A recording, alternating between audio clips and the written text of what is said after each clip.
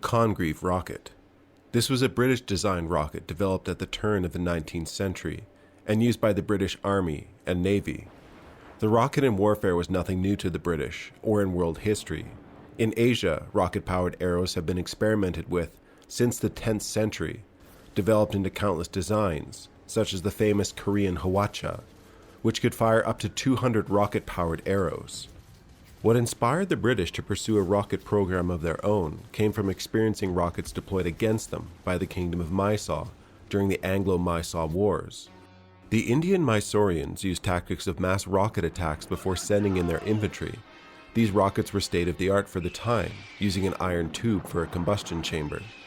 These tubes could withstand high pressure and pack more black powder as propellant than European rockets. They could travel upwards to 900 meters. Some rockets had pierced cylinders, allowing them to act like incendiaries. They could detonate munition stockpiles. Some had iron points or steel blades bound to the bamboo shoots they were often attached to, which caused injury and chaos if fired into a group of men. The British captured these rockets and sent them to England for study. British inventor William Congreve would advance the rocket design, developing a 32-pound rocket that could travel up to 2,800 meters. His original rocket cases were constructed of cardboard, but switched to sheet iron by 1806. Propulsion was gunpowder, and rockets were available in various sizes. 32-pounders were used for long-range bombardment. 12-pounder K-shot could support infantry and cavalry. Rockets were fired from wheeled platforms, tripods, or could be fired from a trench or sloping bank. Rocket artillery, prepare for bombardment! Rockets were not used to outrange cannons of the period. Their main advantage was the potential for a high rate of fire, and they were easy to transport and set up on small boats or on difficult terrain. The rockets were not accurate at long range, but if used en masse for the purpose of setting fire to a town or moored ships, they worked well. The Royal Navy equipped thousands of rockets, which they used successfully to bombard Boulogne in 1806 and Copenhagen in 1807, setting fires. Used against fortified places with a lack of combustible structures, they were less useful. During the War of 1812, the British bombarded the American Fort McHenry. This was a failed use of rockets, but their pyrotechnic display was witnessed by writer Francis Scott Key, inspiring the lyric, "The Rocket's Red Glare," in the Star-Spangled Banner.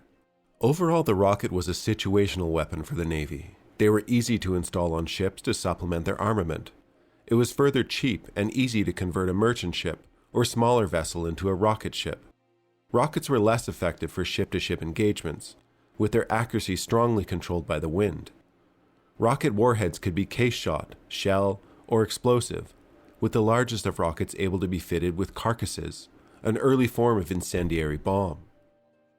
On land, rockets are a rare weapon, often overrepresented in video games, but they could be an effective weapon against large masses of infantry or cavalry. In 1813, British Congreve rockets were used in Spain during the Napoleonic Wars with success, as portrayed in the Sharpe series.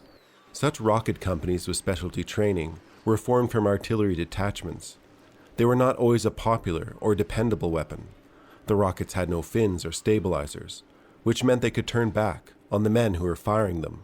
The Hale rocket, invented by William Hale in 1844, was an improvement on the Congreve rocket design. Hale rockets had built-in canted exhaust holes, which provided rotation to the rocket, greatly improving stability. Hale rockets were first used by the United States Army in the Mexican-American War, then by the British during the Crimean War.